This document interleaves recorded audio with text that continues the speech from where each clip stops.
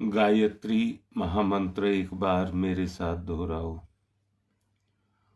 ओम भूर्भुवः स्वः तत्सवितुर्वरेण्यं भर्गो देवस्य धीमहि धियो यो नः प्रचोदयात्।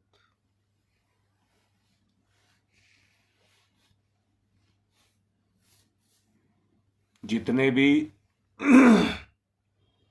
महापुरुष आज तक हुए हैं, उन सब ने आत्मा के मार्ग को चुना है। आत्मा के मार्ग को चुनने के कारण वो महापुरुष बने।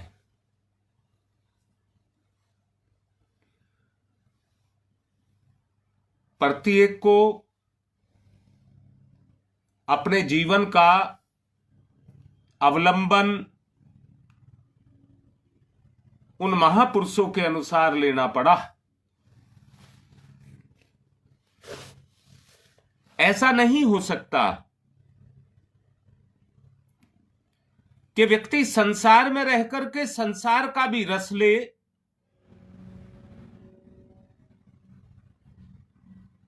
और आत्मा का भी रस ले,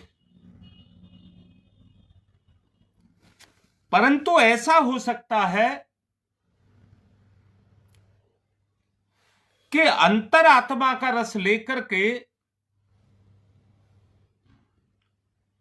संसार में अपने रस को बोए। उस बोने का जो रस मिलता है, और वो रस कैसा होगा, अगर समझ ना आए तो वो रस कैसा होगा ये भी बता रहा हूं।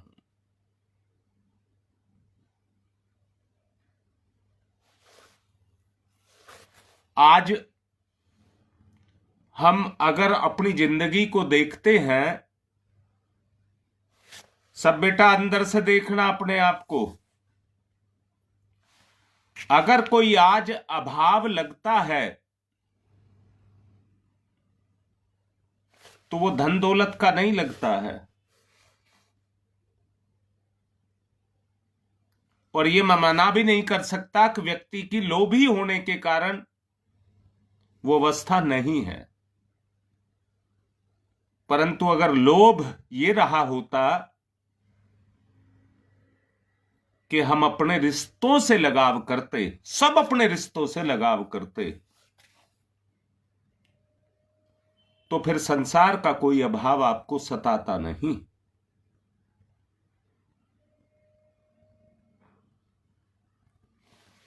क्योंकि हम पूर्णतया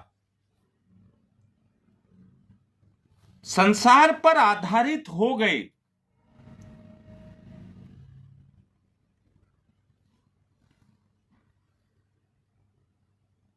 तो बस अब वो संसार ही हमारे अंदर चलता है। आज मुझे समझ आया, हमारी शायद वास्तविक स्थिति ये हो सकती है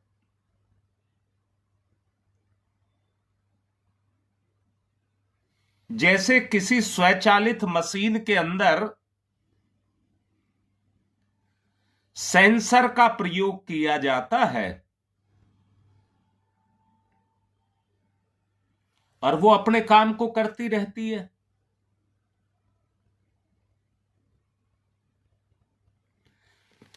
इसमें भगवान ने इंद्रियों को सेंसर लगाया है। शरीर के अंदर भगवान ने इंद्रियों को सेंसर के रूप में प्रयोग किया है।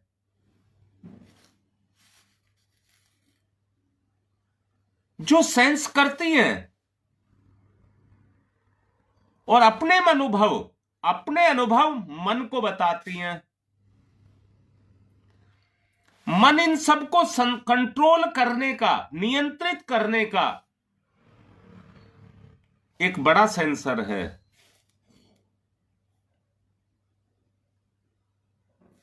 मुझे जो लगता है अंदर से मैं दावे के साथ नहीं कह सकता, क्योंकि ये मेरा अपना अनुभव है। जिसको मैं बोल रहा हूं ये मेरा अनुभव है। जो इंद्रियां सेंस करती हैं उनको नियंत्रित मन करता है। मन जब क्रियाशील होता है तो बुद्धि का जागरण होता है, और बुद्धि हमसे वैसा ही कार्य कराती है जैसा मन सेंस कर रहा है।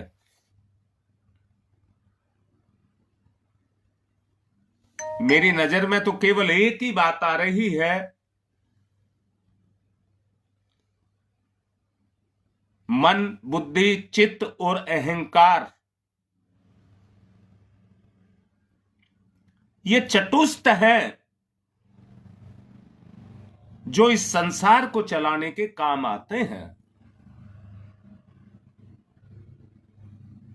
आत्मा और संसार के बीच में बुद्धि, मन और इंद्रियों से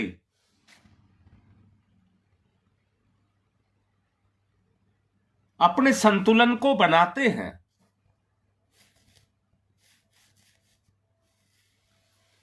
बोलो बेटा, मेरी बात कही है मैंने, ये गुरुदेव की बात नहीं कह रहा। जो मुझे लगा वो मैं आपके सामने व्यक्त कर रहा हूं।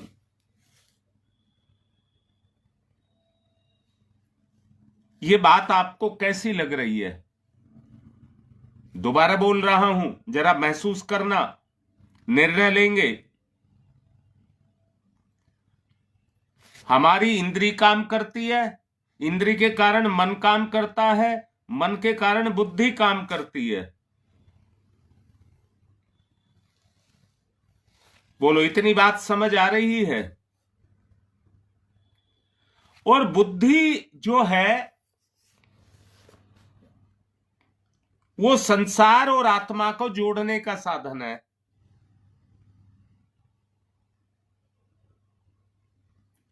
अब मैं यहां पर कह रहा हूं, अगर बुद्धि आत्मिक रिश्ता,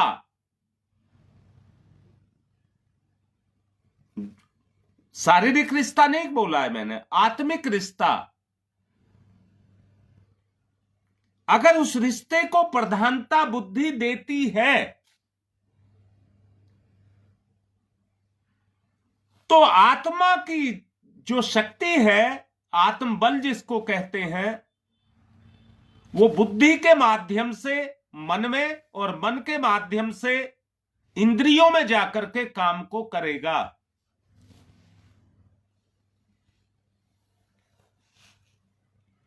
हां बेटा, मन, बुद्धि, चित्त और अहंकार जिसको कहा है, ये चतुष्ट है जो संसार के सृजन का जिम्मेदार है।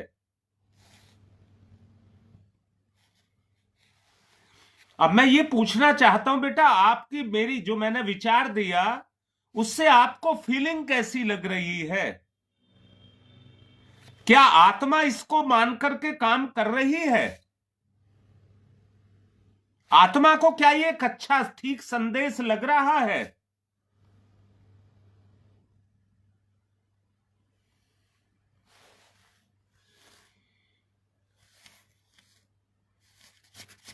कल मैं, शकुंतला मेरे से कुछ सवाल कर रही थी,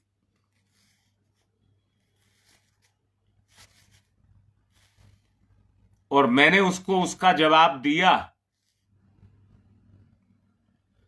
और जवाब को सुनते के साथ ही वो अंदर से उछल करके पड़ी, अभी सामने है, और कहती है भैया जी यही ठीक है। अभी जो मैंने विचार दिया है जरा उसको क्रियाशील करिए, अपने अंदर क्रियाशील करिए। सत्यता कहां नजर आती है?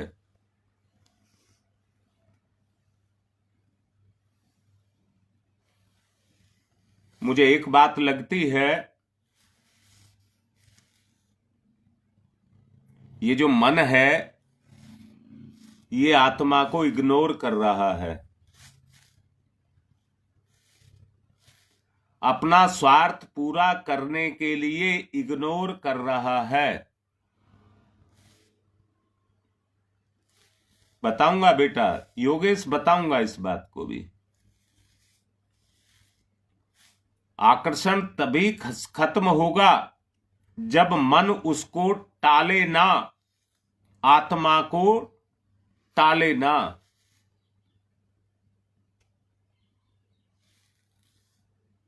बोलो बात ठीक लग रही है?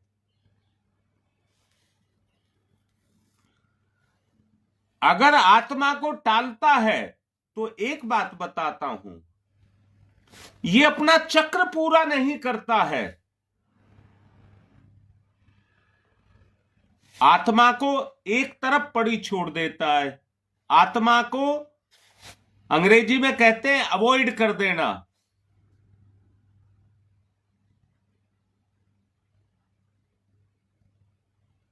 और अवॉइड करने के लिए ये क्या करता है,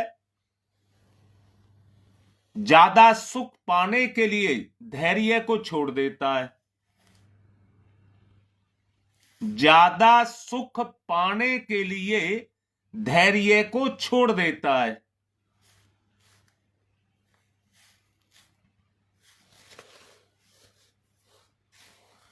और धैर्य को छोड़ने के कारण ये शॉर्टकट छोटे रास्ते ढूंढने लग जाता है।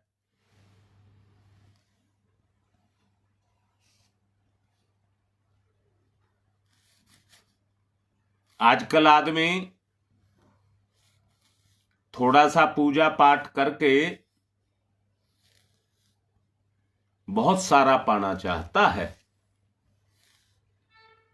जिनको आप रिद्धि सिद्धि भी कह सकते हैं।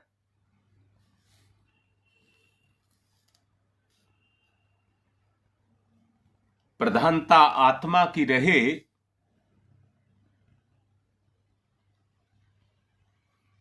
अगर ये यहां पर एक बात और कहूंगा जो मुझे महसूस हो रही है, फीलिंग,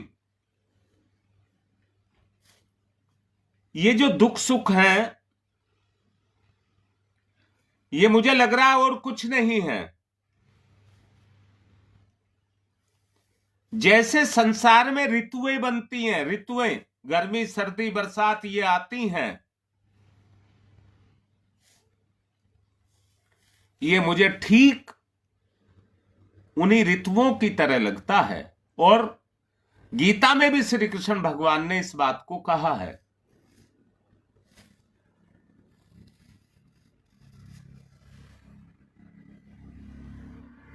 दुख सुख आते हैं, बादल आते हैं, बरसात कर जाते हैं। दुख आते हैं तो अपनी बरसात कर जाते हैं, सुख आते हैं तो अपनी बरसात कर जाते हैं।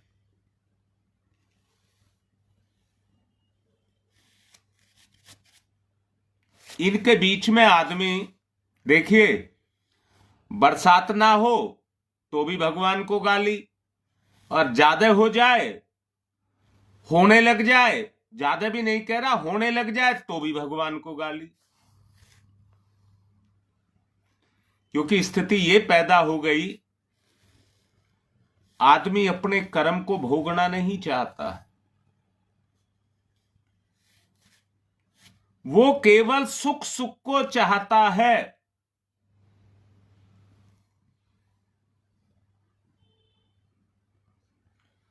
और अब अगली बात जो समझ आती है, सब चीज को अगर नियंत्रित किया जा सकता है, जैसे मैंने कहा इंद्रियों को नियंत्रित करता है मन, और मन को शक्ति देती है बुद्धि। उधर से तो इंद्रियां दे रही हैं, इधर से बुद्धि दे रही है, तो प्रधानता मन की हो गई, भाव की नहीं, विचार की हो गई।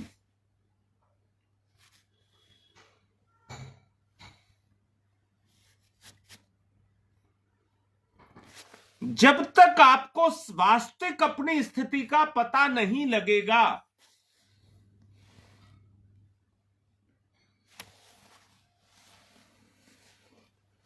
एक बात और मैं कहना चाहता हूं, एक उदाहरण देना चाहता हूं।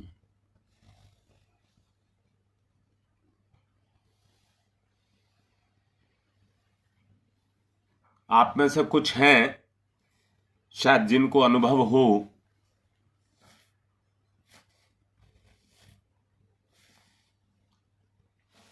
सांप जब किसी गाय का दूध पीता है, गाय जंगल में चरने के लिए जाती है,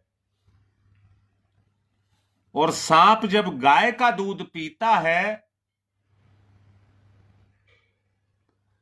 तो सबसे पहले वो उसके पैरों में लिपट जाता है, रस्सी की तरह से गांठ बांध लेता है।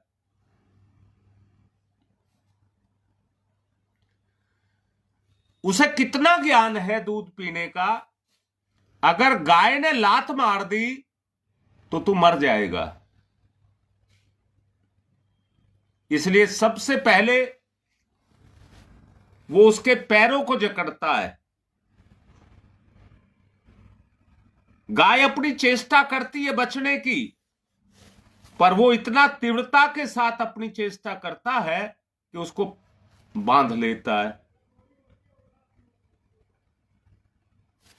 यहां दोबारा समझेंगे।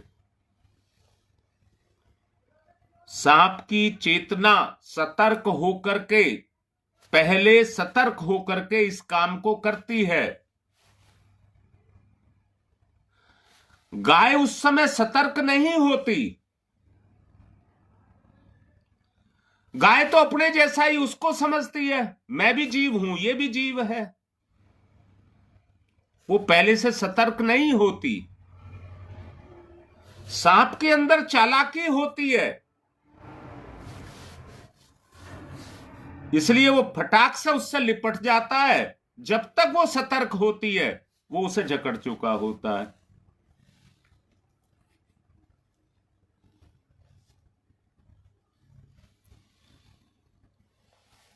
वरना गाय जैसा जानवर सांप के कब्जे में नहीं आ सकता। और बांध करके वो मुंह से बड़े प्रेम के साथ, क्या कहा है मैंने, बड़े प्रेम के साथ, जैसे बुराई, मैं कहूं मच्छर आपका खून पीता है तो उस समय गाना सुनाता है, बड़े प्रेम के साथ वो कहता है मुझे खून पी लेने दे, फिर मैं छोड़ दूंगा, उड़ जाऊंगा, फिर नहीं आऊंगा। ऐसे ही इंद्रियां भी अपने स्वार्थ, अपने प्रलोभन को पूरा करने के लिए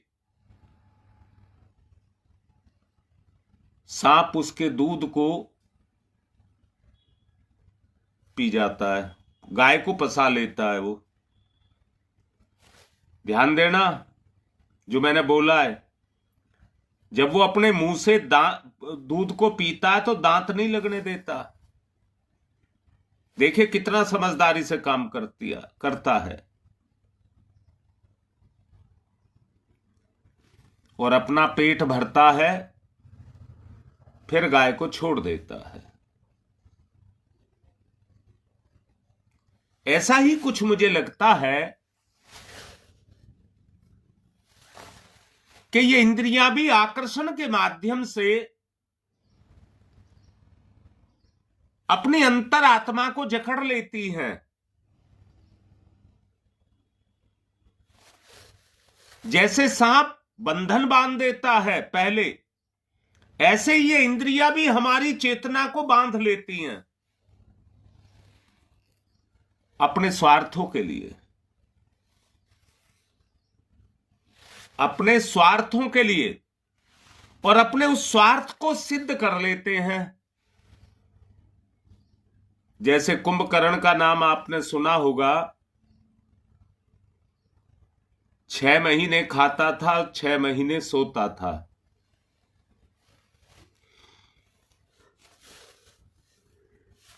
अर्थात उठता था तो खाने के लिए उठता था, और खाया तो फिर सो गया। यहां मैं दोबारा बोलूंगा, अगर मेरी बात अच्छी लगे तो मान लेना।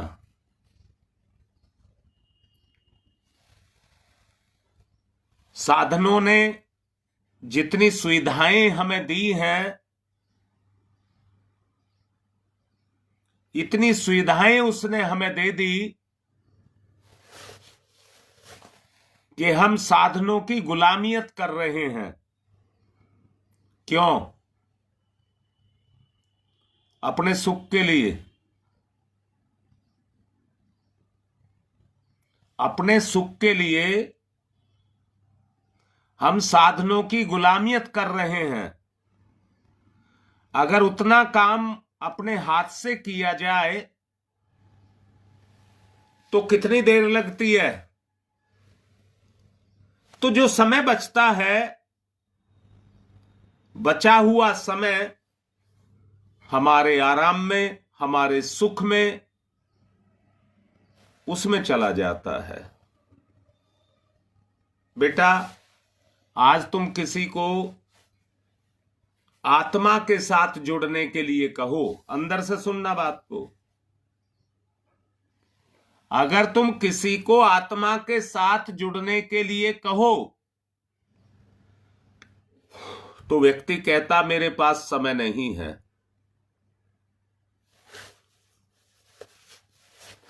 मेरे पास समय नहीं है। तो किसके पास समय है और समय कहां चला गया? अपने स्वार्थ और आकर्षणों के लिए उसके पास समय है। वो सुख चाहना चाहता है, बगैर कुछ करे उसको सुख मिल जाए।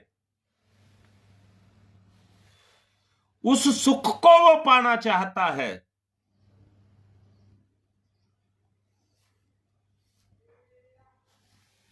और उस सुख को पाने के लिए वो संसार चक्र में आकर के फंस जाता है।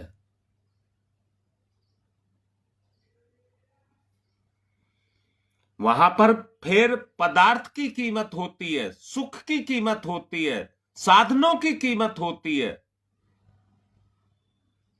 अपनों की कीमत नहीं होती।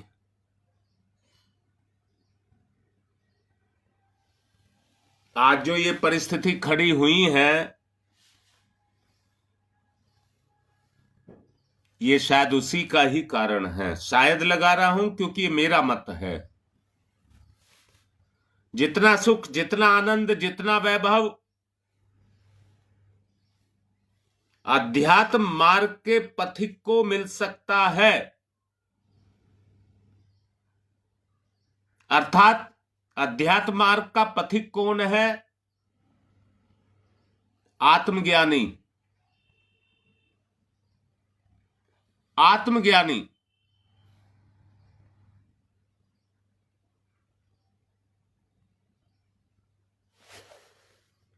वो आत्मज्ञानी ही जिसकी संसार में कर्म करते हुए आत्म भाव जगा, वो आत्मज्ञानी है। इसलिए मैं आपसे ये कहूंगा कि सांप की तरह से दूध मत पियो। दूसरे के कष्ट, दूसरे की पीड़ा, दूसरे की स्थिति को संभालने के लिए सहयोग किया जाए।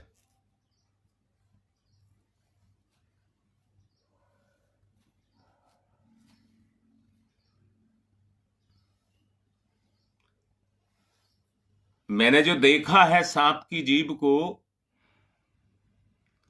वो आगे से पतली होती हैं, दो भाग में फट जाती है उसकी जीभ। पीछे से उसकी जीभ चौड़ी होती है। जितनी जीभ को वो निकालता है, वो दो जीभें उसकी निकलती हैं। हाँ, ये बात बिल्कुल ठीक है।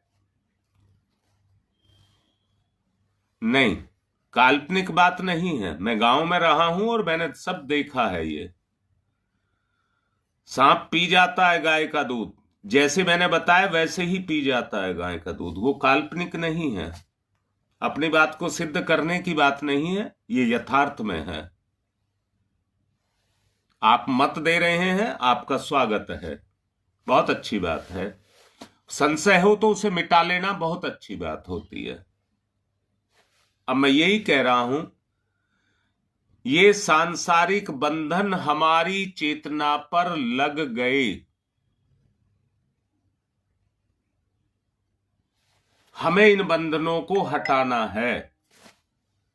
आत्म भाव में जाने के लिए इन बंधनों को हटाना है। कल जो संकल्प दिया गया है,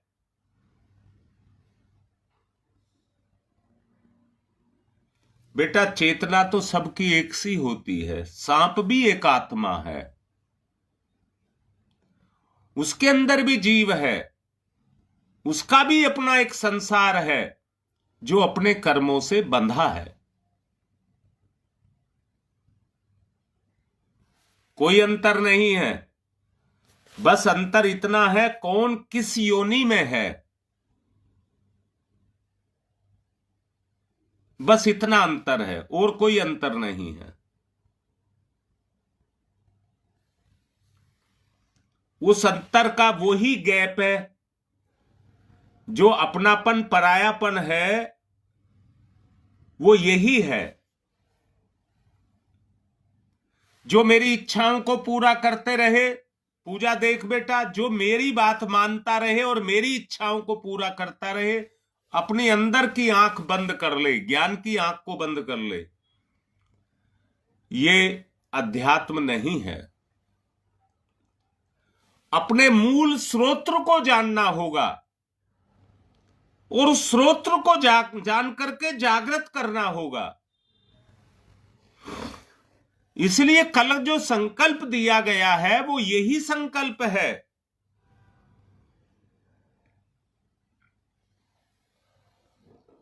हम अपनी भावना को जागृत करें। उपासना और साधना, अगर संकल्प को जागृत करना है, हम बुरी बात पर कितनी प्रतिक्रिया करते हैं, अड़ करके बैठ जाते हैं, ये हमारा अहंकार है, ये हमारा अहंकार है। परंतु नहीं, अगर हमारी आत्मा काम करने लगे तो उसमें अहम भाव नहीं होता है, ईश्वरीय भाव होता है, अपनापन होता है, प्रेम होता है। सच को जानना बेटा, पूजा में सच को आपको बता रहा हूं। जब आप उसको महसूस करने लग जाएंगे, आपकी चेतना आत्मा पर काम करने लग जाएगी, उस समय पर परायापन मिट जाएगा और अपनापन दिखाई देगा। किसी की भी पीड़ा अपनी पीड़ा दिखाई देगी आत्म भाव के कारण। उपासना का मतलब है आत्म कल्याण। उपासना का मतलब है आत्म कल्याण, वो अनुभूतियां जो हमें आत्म कल्याण की तरफ लेकर के जाएं। शाबाश। और मैं तो सेरा आपको ये कहूंगा, ये डोन हटा दो, ये डोन शब्द नहीं लगाना। अच्छा लगता है, आपका विचार बहुत अच्छा है, शाबाश, मैं तुम्हें शाबाश कह रहा हूं। और रोज आया करो, अपने विचार दो। अपने विचार बढ़ते हैं। जब विचारों की फीलिंग आत्मीय भाव में होती है तो आत्मा का विकास होता है, आत्मा उस रस्त को छोड़ता है जिसको आप प्रेम कहते हैं।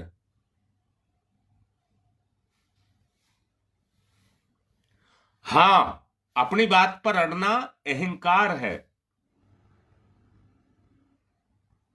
आत्म जानकारी होनी चाहिए। अपनी आत्म जानकारी के लिए उपासना, और वो बराबर बनी रहे, वो साधना। यानी कि हम हर वक्त आत्म भाव में रहें, हर वक्त हम आत्म भाव में रहें। तो ये जो अभी बात कही गई है अहंकार वाली, ये हटने लग जाएगी और मिटने लग जाएगी। और उस आत्म भाव को जागृत करने के लिए हम मंत्र का सहारा लेते हैं, मंत्र का सहारा लेते हैं। जब आत्म भाव पैदा होने लगेगा तो मंत्र कारतूस का काम करने लगेगा, और कारतूस को चलाने के लिए बंदूक चाहिए। अब यहां देखना, अच्छी बढ़िया बंदूक और अच्छा कारतूस, अगर कारतूस खराब है तो वो निकलने के बजाय नाली में ही फंस जाएगा। मुझे अनुभव नहीं है, कभी मैंने बंदूक नहीं चलाई है, देखी जरूर है, चलाई नहीं है। पर जैसा बताते हैं कि अगर कारतूस बढ़िया नहीं है, बंदूक अच्छी है, तो उसको गति तो दे देगी, पर खराब कारतूस नाली में ही फंस जाता है।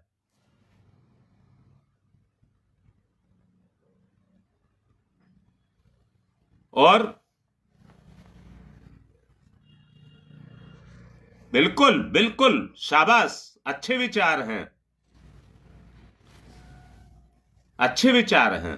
और ये तभी हो सकता, हां बिल्कुल, गुरु की शरण में रहोगे तो अच्छा बंदूक वही है, कारतूस अपना आपा है। निशाना हमें अपनी बुराई को बनाना है। उस अनुभव को जागृत करें, बस ये आत्म कल्याण का ही मार्ग है। अगर उपासना के साथ में साधना भी यदि शुरू कर दिया गया तो आपकी उपासना आपके जीवन में क्रियाशील होने लग जाएगी, और साधना से जीवन को उत्कृष्ट बनाने का जो मार्ग है वो खुलने लग जाएगा। उत्कृष्टता का मार्ग खुलने लग जाएगा। अध्यात्म क्यों? अपनी चेतना को उत्कृष्ट बनाने के लिए अध्यात्म नितांत आवश्यक है।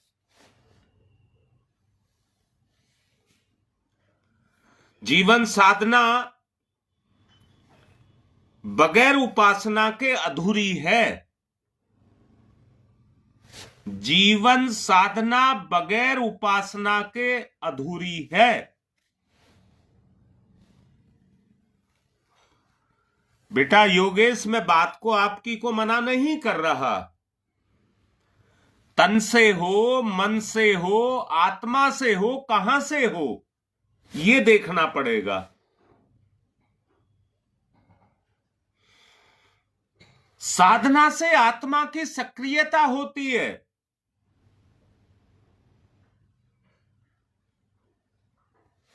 साधना से आत्मा की सक्रियता होती है।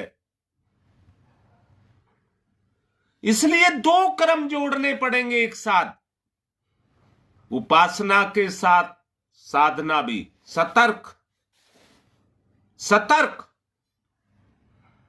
जैसे मैंने सांप की बात कही थी, गाय तो अनभिज्ञ बनकर के खड़ी रहती है या अपना चढ़ती रहती है।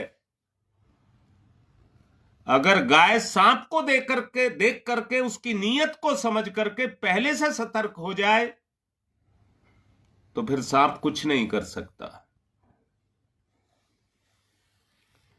मोटी भाषा में हम इसी को कह सकते हैं, आत्मा का सोया हुआ। पर बेटा आत्मा कभी सोती नहीं है। आत्मा कभी सोती नहीं है। ये जो हमारे पाप कर्म हैं, बुराइयां हैं, ये आत्मा के स्वभाव को ढक करके अपने आप को प्रधानता देते हैं, उसी के कारण हम इस संसार चक्र में फंसते रहते हैं और हमारी उपासना अधूरी रह जाती है। बेटा समय ज्यादा हो गया है। यही बात कल से शुरू होने वाली गरुड़ पुराण के साथ भी जोड़ लेना। जो आज अभी समझाई है इसको गरुड़ पुराण में भी जोड़ लेना, इसी भाव को, तब तुम्हें समझ आएगा। इसलिए इस तरह का रास्ता चुना गया है तुम्हें समझाने के लिए।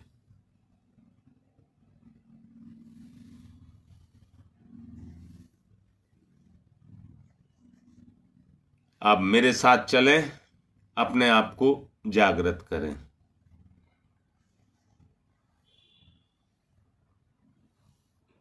जी जी जी जी जी, बेटा तुम तो बहुत सदे हुए लग रहे हो। शाबाश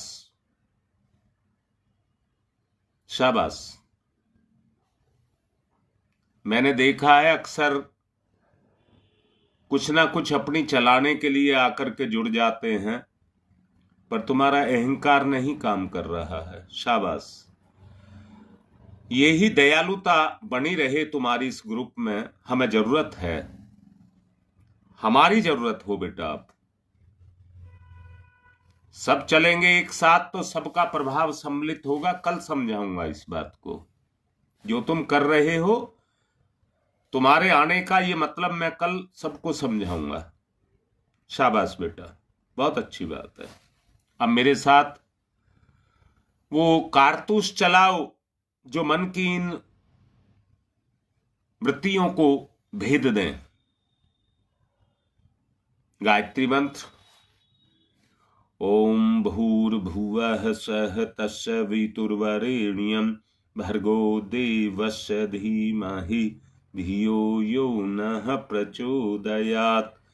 ओम भूर्भुवः स्वः तत्सवितुर्वरेण्यं भर्गो देवस्य धीमहि धियो यो नः प्रचोदयात्।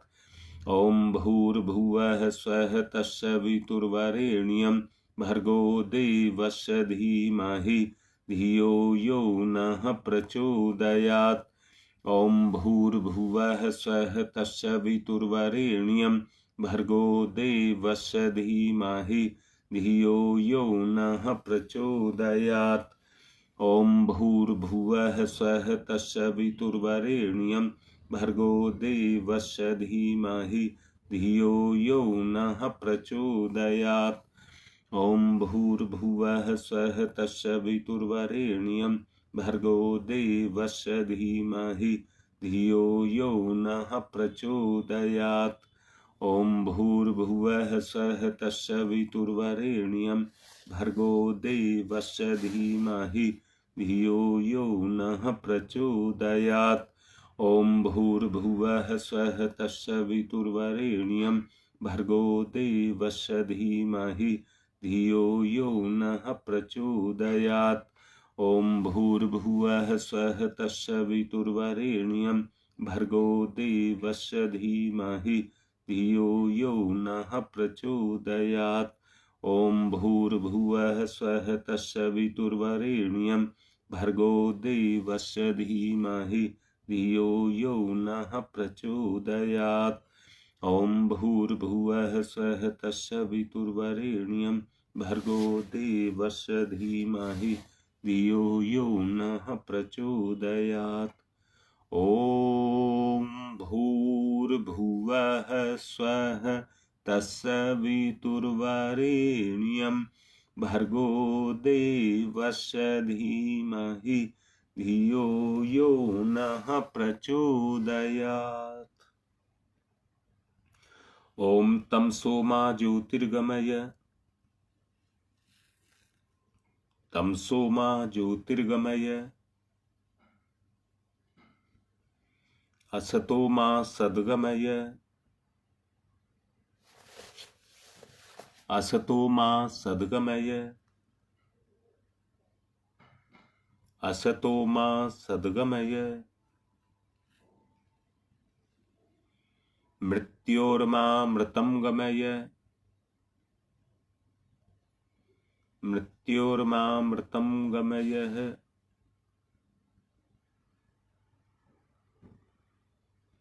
मृत्योर्मामृतं गमय तमसो मा तमसो मा तमसो मा ज्योतिर्गमय ज्योतिर्गमय ज्योतिर्गमय असतो मा अस्तो मा अस्तो मा सद्गमय सद्गमय सद्गमय मृत्योर्मा मृत्योर्मा मृत्योर्मा अमृतम गमय अमृतम गमय अमृतम गमय। दोनों हाथ रगड़िए मुख पर, फिराइए। आत्म जागृति, आत्म जागृति की तरफ चलना है, अपने आप को जगाना है। साधना और उपासना का मेल करना, प्रधानता साधना को देनी है। उपासना से ही वो गुण आएंगे, जगेंगे, जो अनुभूति में आएंगे। आज की बात को यहीं विराम दे रहा हूं। एक उल्लास के साथ अपने जीवन को जियो। आज की बात संपन्न।